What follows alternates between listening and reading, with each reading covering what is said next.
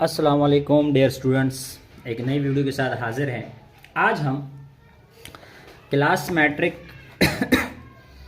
Physics की new book जो है उसके न्यूमेरिकल करेंगे चैप्टर नंबर 11 के। और जैसे कि आपको पता है कि फ़िज़िक्स न्यू बुक के न्यूमेरिकल सर हमज़ा करते थे, लेकिन वो कुछ मसरूफियात की वजह से वीडियो नहीं बना पा रहे, तो मैंने सोचा कि टाइम ज़ाया ना हो बच्चों का और इसकी वीडियोज़ बना ली जाए। तो चले ज़रा पहले न्यूमेरिकल की तरफ हम जाते हैं।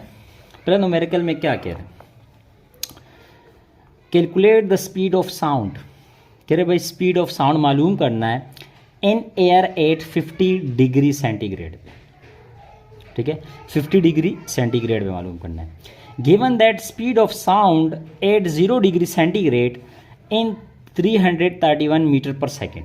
यानी साउंड मालूम करना लेकिन 50 डिग्री सेंटीग्रेड पे एक। और ये कह रहा है कि 0 डिग्री सेंटीग्रेड पे जो स्पीड है वो 331 मीटर पर सेकेंड है। आई बात समझ, ये 0 डिग्री के ऊपर है और हमने कितने डिग्री पे मालूम करना है, हमने 50 डिग्री पे मालूम करना है कि यार 50 डिग्री पे उस साउंड की स्पीड क्या होगी। तो बहुत सिंपल सा न्यूमेरिकल है, चलें ज़रा सॉल्व करते हैं। जैसे कि पहली बात है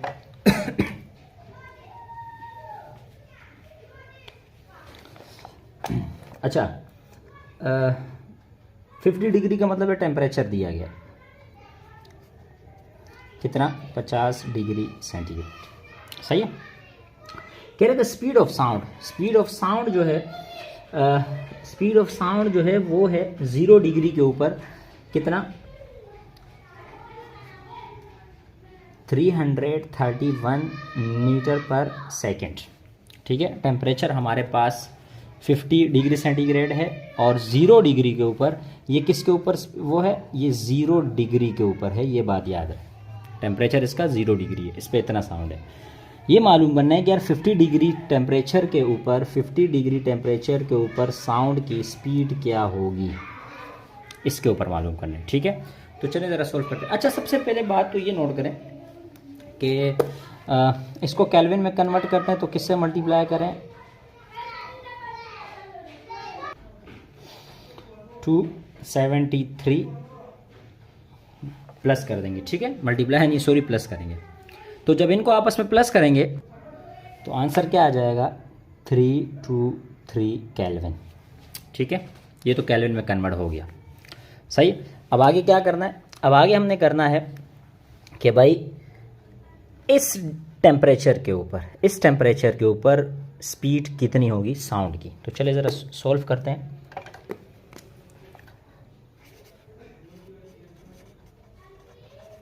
ठीक है, ये डेटा था हमारा, सोल्यूशन। अच्छा, फार्मूला क्या लगेगा, इसका एक फार्मूला याद रखो। इसका फार्मूला होता है, मैं ज़रा इसका फार्मूला मेंशन करूं कि भाई V is equal to V under root temperature divided by 273 kelvin. ठीक है।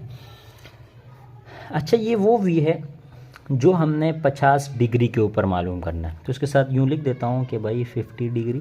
ठीक है, और ये वो स्पीड है जो 0 डिग्री पे था, ये रहा, इसके साथ 0 डिग्री लिख देता हूँ ताकि आपकी आसानी के लिए हो जाए। ठीक है, तो चलें ज़रा ये अपनी जगह 0 डिग्री के ऊपर स्पीड कितनी थी, उसके ऊपर स्पीड 331। ठीक है, रूट टेम्परेचर कितना था, 323। सही है, अपॉन में 273 केल्विन है, वो अपनी जगह आप इसको नोट कर लो। ठीक है, अब ज़रा दो को, अब ये दोनों आपस में क्या हो रहे हैं, डिवाइड हो रहे हैं। तो ज़रा करते हैं क्या, कैसे लिखेंगे, 323 डिवाइडेड बाय 273। तो हमारे पास क्या आया, हमारे पास आया, रूट में लिखो 1.183, 3 डिजिट काफ़ी है, और स्टार में क्या था, 331 था। ठीक है, अब रूट की वैल्यू निकाल लेते हैं। तो जब रूट की वैल्यू निकाल देंगे, कैसे लिखेंगे, 1.183 इक्वल टू, तो हमारे पास आया कितना, 1.087। इनको आपस में मल्टीप्लाई कर दें, किससे मल्टीप्लाई करते हैं, 331 से मल्टीप्लाई कर देंगे और हमारे पास आ जाएगा 360.0 डिग्री। पॉइंट के बाद ज़ीरो लगाते नहीं है, तो इसलिए हमारे पास स्पीड आ गई। कितनी स्पीड आ गई भाई? ये उसकी स्पीड है जब टेम्परेचर 50 डिग्री सेंटीग्रेड पे होगा। अच्छा, स्पीड की यूनिट क्या होता है? मीटर पर सेकंड। तो ये हमारे पास क्या आ गया? आंसर आ गया है पहले न्यूमेरिकल का। ठीक है, कोई मुश्किल तो नहीं है इसमें। अच्छा, न्यूमेरिकल नंबर 3 करेंगे, सॉरी 2 करेंगे। क्या person has an audible range from 20 hertz to 20 kilohertz. कह रहे एक बंदा है जिसकी सुनने की रेंज है 20 हर्ट्ज से क्या होता है 20 किलो हर्ट्ज तक है। ठीक है, 20 हर्ट्ज से लेके 20 किलो हर्ट्ज तक वो सुन सकता है। What are the distinguishing wavelength of sound wave in air corresponding to these two frequencies. ठीक है, इन दोनों फ्रीक्वेंसी के ऊपर take the speed of sound is. ठीक, अच्छा ये कह रहा है कि भाई एक ये फ्रीक्वेंसी दे दी और एक ये फ्रीक्वेंसी दे दी। ठीक है, दो फ्रीक्वेंसीज दे दी और स्पीड ऑफ साउंड दे दिया कितना 340 मीटर पर सेकेंड। और आपसे पूछ क्या आ रहा है? वेव लेंथ पूछ रहा है कि भाई वेव लेंथ क्या होगा, यानी लैम्डा पूछ रहा है। तो चलो ज़रा डेटा बनाते हैं। एक हमारे पास फ्रीक्वेंसी दी है जिसको F1 का नाम दे दूं पहचान के लिए। एक फ्रीक्वेंसी दी है 2 हर्ट्ज़ की, 20 हर्ट्ज़ की। ठीक है, और एक फ्रीक्वेंसी दी थी जिसको मैं F2 के दे दूँ 20 किलो हर्ट्ज़। ठीक हो गया। अच्छा, स्पीड ऑफ साउंड दे दिया है। स्पीड ऑफ साउंड जो हमारे पास मौजूद है वो है 340 मीटर पर सेकंड। ठीक है, इतना क्लियर है। आगे क्या कह रहा है कि भाई लैम्डा मालूम करना है दोनों फ्रीक्वेंसी के ऊपर। तो इसका मतलब ये हुआ कि फ्रीक्वेंसी जब दो है तो लैम्डा भी दो होंगे, वेवलेंथ भी कितने होंगे? दो होंगे। तो F1 लैम्डा 1 और लैम्डा 2 मालूम करना होगा। अब काम क्या करना है? काम आसान है, आपने पिछले चैप्टर में इसका फार्मूला पढ़ा भी था, V is equal to F lambda. वही फार्मूला लगाने, लेकिन 2 बार लगाने। अच्छा, एक और मसला क्या है, देखो ना, ये दिया 20 हर्ट्ज़, ये तो ठीक है, लेकिन ये दिया 20 किलो हर्ट्ज़। तो इसको कन्वर्ट किया जाए यानी मल्टीप्लाई करूँ किससे? 1000 से तो ये कितना बन जाएगा? 20,000 हर्ट्ज़। ठीक है, किलो में तो नहीं, हर्ट्ज़ की बात हो रही है। ठीक है, तो चलो ज़रा सॉल्व करते हैं, सोल्यूशन करते हैं। पहले हम करते हैं 4 लैम्डा 1 के लिए। तो फार्मूला है V is equal to F lambda. चूँकि लैम्डा 1 के लिए कर रहा हूँ बात, तो ये F1, ये भी लैम्डा 1 है ना। V कितना दिया है? V दिया है 340, फ्रीक्वेंसी दी है 20 और लैम्डा 1 अपनी जगह। यहाँ मल्टीप्लाई और वहाँ जाकर डिवाइड हो जाएगा, तो 340 डिवाइडेड बाय 20 और यहाँ क्या रह जाएगा? लैम्डा 1 रह जाएगा। अब देखो, जब आप 340 को डिवाइड करोगे 20 से, 340 डिवाइड बाय 20, तो हमारे पास क्या आ जाएगा? 17 आ जाएगा। यानी 17 यूनिट क्या होता है? मीटर होता है। ठीक है, एक लैम्डा आ गया। अब इसी तरह क्या करूं? दूसरा मालूम करूं, 4 लैम्डा 2। सही है, वही formula V is equal to F lambda, तो 2 और 2। सही है, V क्या है? 340, F क्या है? F है 20,000 लैम्डा 2। 20 यहाँ क्या हो रहा है? मल्टीप्लाई यहाँ के डिवाइड हो जाएगा, तो 340 divided by 20,000 is equal to lambda 2। जब इन दोनों को आपस में डिवाइड करूँगा 340 डिवाइडेड बाय 20,000, तो हमारे पास आ जाएगा क्या? हमारे पास आ गया 0.017 और यूनिट क्या है? मीटर आ गया। ठीक है, तो ये न्यूमेरिकल नंबर 2 सॉल्व हो गया। न्यूमेरिकल नंबर 3 की तरफ चलते हैं। न्यूमेरिकल नंबर 3 क्या कह रहा है? आइए ज़रा डेटा समझते हैं। फिर कह रहा शिप यूजेस, हाँ जी, a ship uses ultrasonic pulses to measure the deep of the submarine beneath the ship. क्या मतलब है? कि एक सबमरीन है जो शिप के बिल्कुल नीचे है। A sound pulsing the is transmitted into the sea and the echo from the seabed is received after 40 millisecond. कहते जो साउंड है वो शिप से निकल के सबमरीन को टच करती है और टच करने के बाद दोबारा शिप पे आती है तो इस तक टाइम लग रहा है 40 मिली सेकेंड। आई बात समझ में? The speed of sound is sea water is 1480 metre पर सेकेंड। यानी जो साउंड की स्पीड है वो बता दिया आपको।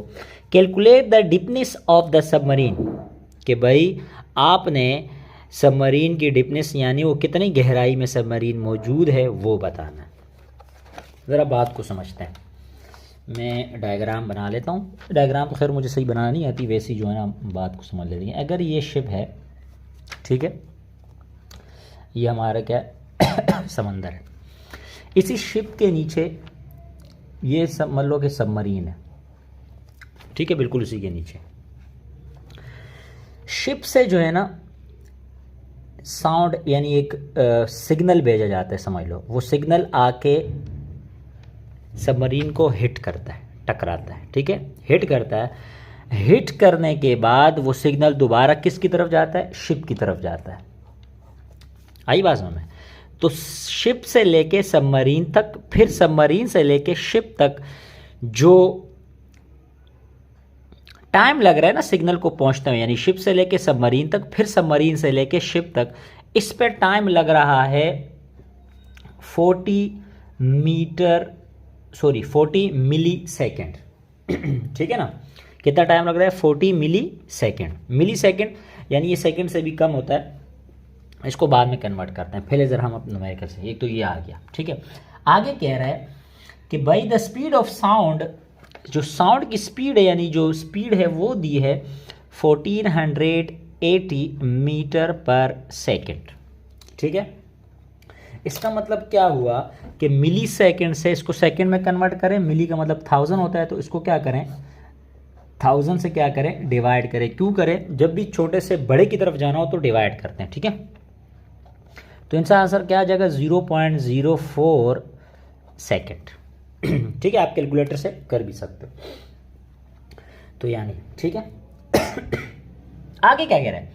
Calculate the deepness of the submarine. Submarine कितनी गहराई में मौजूद है, यानी शिप से लेके सबमरीन तक का फासला कितना है। हमें असल में यहाँ से लेके यहाँ तक का डिस्टेंस चाहिए कि ये डिस्टेंस क्या डिस्टेंस होगा सब शिप से लेके सबमरीन तक, यानी कितनी गहराई में सबमरीन मौजूद है। तो चलिए ज़रा सॉल्व करते हैं। सॉल्यूशन, ठीक है। तो अगर नोट करें, टाइम है, स्पीड है, डिस्टेंस मालूम करना है, तो वही फार्मूला है जो हमारे पास होता है अपॉन टाइम, ठीक है। अच्छा, एक बात मैं आपको बता दूं, इको जब शिप से निकल के सबमरीन को हिट करता है और फिर सबमरीन से दोबारा शिप की तरफ जाता है, तो ये दो फासले हुए, एक शिप से लेके सबमरीन तक, एक सबमरीन से लेके शिप तक। इतनी देर में जो टाइम लग रहा है वो 0.04 सेकेंड है। आई बात समझ? तो इसका मतलब है अगर यहाँ से लेके यहाँ तक डी है तो दोबारा यहाँ से लेके यहाँ तक दोबारा डी होगा, तो कितने हो जाएंगे 2D कहलाएगा, है ना। फासला यानी डबल हो जाएगा। आई बात समझ में? फासला क्या हो जाएगा? डबल हो जाएगा। ये करना लाजमी है। क्यों?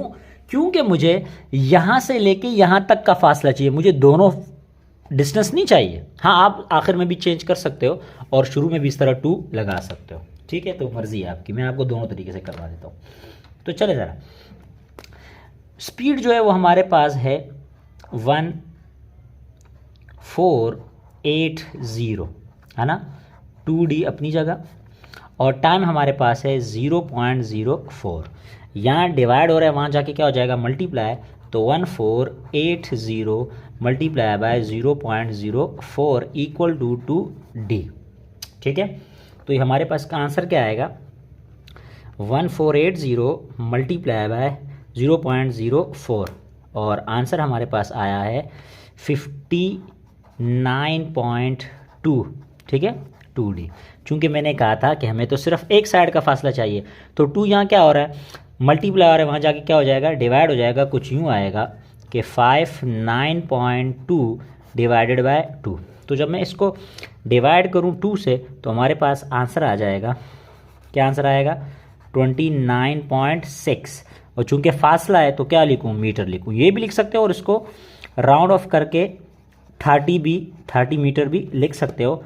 आपकी मर्ज़ी, दोनों में कोई बात गलत नहीं है। तो बात समझ आई। ये जो 2 आया ये इसलिए आया है, दोबारा रिपीट कर रहा हूँ, क्योंकि सिग्नल यहाँ से जब पास हुए सबमरीन को हिट किया, फिर सबमरीन से टकराने के बाद दोबारा शिप पे गए, तो इसमें ये जो इतना टाइम लगा वो ये टाइम ये है। मुझे दोनों सिस्टम का फासला तो चाहिए नहीं, तो इसलिए मैंने इस 2 से इसको क्या किया, डिवाइड किया। ठीक है, न्यूमेरिकल नंबर 4 की तरफ चलते हैं। 4 क्या है, कह रहे calculate the at night bats emit pulses of sound the detect their prey. Prey कहते हैं शिकार को। कह रहे बेट है, चमगादड़ है जो वो बनी हुई है, उसने पल्सेस रिलीज़ की किसकी तरफ, अपने शिकार की तरफ। तो ये पल्सेस गई शिकार से टकराई। ठीक है, पहला क्या मालूम करना है, a bat emits a pulses of the sound of wavelength 0.0080 metre. ठीक है, ये इसकी क्या है, वेव लेंथ है, यानी लैम्डा है। Calculate the frequency of the sound, frequency मालूम करनी है कि भाई फ्रीक्वेंसी कितनी होगी।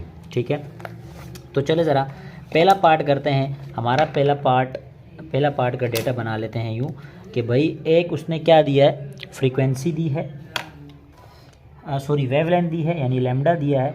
तो लैम्डा जो दिया है उसने 0.0080 मीटर दिया। ठीक है, और हमसे क्या पूछ रहा है, वो पूछ रहा है भाई फ्रीक्वेंसी क्या होगी। ठीक है, तो सॉल्व करते हैं। सॉल्यूशन क्या फार्मूला है, v = f लैम्डा। f तो पूछ रहा है, तो लैम्डा यहाँ मल्टीप्लाई और वहाँ जाके क्या हो जाएगा, डिवाइड। तो यूँ बन जाएगा f = v/, लैम्डा। f अपनी जगह, वेलोसिटी कितनी, ये रही, स्पीड ये रही, और लैम्डा कितना है, लैम्डा है 0.0080। आपस में क्या हो रहा है, डिवाइड हो रहे हैं। तो चलो ज़रा डिवाइड करते हैं, 340 डिवाइडेड बाय 0.0080। क्या आंसर आया हमारे पास, फ्रीक्वेंसी आई कि भाई 42500 हर्ट्ज़। ठीक है, ये हमारे पास पहले इसकी टाइप्स की क्या आ गई, आंसर आ गया। ठीक है, अब पार्ट 2 की तरफ चलते हैं। पार्ट 2 हमारे पास क्या है, कह रहे the pulses of sound hit its prey and is reflect in the bat. कह रहे जो पल्सेस थे, साउंड के पल्सेस थे, उसने क्या किया, हिट किया किसको, चमगादड़ को, और अपने शिकार को, और दोबारा वापस क्या है, बेट की तरफ आ गया, चमगादड़ की तरफ। The bat receive the pulses 0.10 second. और जब चमगादड़ ने पल्सेस रिसीव की, उस पर 0.10 सेकेंड लगा। After the emitted calculate the distance travel by the pulses of sound during this time. उसने कितना फासला तय किया होगा, ये हमने मालूम करना है। ठीक है, तो चलें ज़रा दूसरा पार्ट यहीं कर लेते हैं। ये सेकंड पार्ट आ गया। अच्छा, टाइम दिया है कि भाई जो टाइम उनको लगा है वो लगा है क्या, 0.10 सेकेंड। ठीक है, पूछ क्या आ रहा है, डिस्टेंस पूछ रहा है, यानी हमसे पूछ रहा है डी। देखो ये हमारे सामने डायग्राम बनी हुई है। इसने पल्सेस रिसीव की, यहाँ पे टकराई और पल्सेस दोबारा वापस आई। तो इसने कहा कि भाई उस पल्सेस ने कितना डिस्टेंस तय किया होगा टकराने के, यानी यहाँ पे टकराई और दोबारा बेड तक की तरफ आई, तो ये कितना डिस्टेंस तय किया होगा। तो चलिए ज़रा मालूम करते हैं। अच्छा, मुझे एक बात याद रहे कि डिस्टेंस यहाँ से पहुँचा वहाँ तक, फिर वहाँ से दोबारा यहाँ तक आया, तो ये दोनों बातें इसमें हैं। तो इसलिए हम डिस्टेंस कितने होगा, अगर यहाँ नोट करें, अगर यहाँ से लेके यहाँ तक डी है तो दोबारा यहाँ से लेके यहाँ तक भी डी होगा, तो 2d होगा। तो इस तरह डिस्टेंस जो हमारा है वो कितना होगा, 2d होगा। ठीक है, तो चले मालूम करते हैं, सॉल्व। अच्छा, डिस्टेंस मालूम करना है तो हमारा वही फार्मूला है, डिस्टेंस का फार्मूला होता है d = v × t। चूँकि डिस्टेंस 2 है तो लिखूँगा 2d, है ना। v कितना है, v हमारे पास है ये रहा 340 × टाइम कितना लग रहा है 0.10 सेकेंड। दोनों को आपस में मल्टीप्लाई करेंगे तो 340 × 0.10 सेकेंड, तो हमारे पास आ गया कितना 34। ठीक है, चूँकि d मालूम करना है ना, तो 2 यहाँ है ना, तो 2 वहाँ जाके क्या हो जाएगा, सॉरी यहाँ पे 2 नहीं लिखना, 2 यहाँ क्या हो जाएगा, वहाँ जाके डिवाइड हो जाएगा। तो d बराबर आ जाएगा 34 / 2। तो 34 को डिवाइड करेंगे 2 से, तो हमारे पास आंसर आ गया कितना 17 मीटर, ये हमारे पास इसका टोटल डिस्टेंस आ गया जो पल्सेस रिसीव हुई थी किसको, चमगादड़ को। ये काम हो गया। अब तीसरे पार्ट की तरफ चलते हैं। देखो तीसरे पार्ट में कह रहा है calculate the distance of prey from the bat, कि शिकार से लेके चमगादड़ तक का फासला कितना होगा। भाई जब ये टोटल है ना, यहाँ से लेके यहाँ तक और यहाँ से लेके यहाँ तक, जब ये टोटल है तो एक का फासला क्या होगा, यानी यहाँ से लेके यहाँ तक का डिस्टेंस क्या होगा। अगर यहाँ से लेके यहाँ तक d है और यहाँ से लेके यहाँ तक d है तो 2d है, तो एक का मालूम कैसे करेंगे, इसको क्या करेंगे, डिवाइडेड बाय 2 कर दें, है ना। तीसरा पार्ट ये देखो, तीसरा पार्ट तो आसान है, इसी d को क्या करें, डिवाइडेड बाय 2 कर दें। क्यों, क्योंकि एक d दूसरा d, मुझे तो सिर्फ चाहिए क्या, यहाँ से लेके यहाँ तक का डिस्टेंस चाहिए, सिर्फ एक का डिस्टेंस चाहिए, तो दोनों को आपस में डिवाइड करेंगे और हमारे पास इसका आंसर क्या आ जाएगा 8.5। आप कैलकुलेट करके देख भी सकते हैं, डिवाइडेड बाय 2, तो 8.5 मीटर का डिस्टेंस आ गया। ठीक है, तो ये हमारे न्यूमेरिकल्स कंप्लीट हो गए। यूनिट 11 साउंड के क्लास मैट्रिक के न्यूमेरिकल्स हैं, 4 न्यूमेरिकल थे और 4 के 4 हो गए। अब इंशाल्लाह अगली वीडियो में हम फिर से मुलाकात करेंगे और एक नए टॉपिक के साथ मिलेंगे। तब तक के लिए अल्लाह हाफ़िज़, बहुत सारा ख्याल रखिएगा।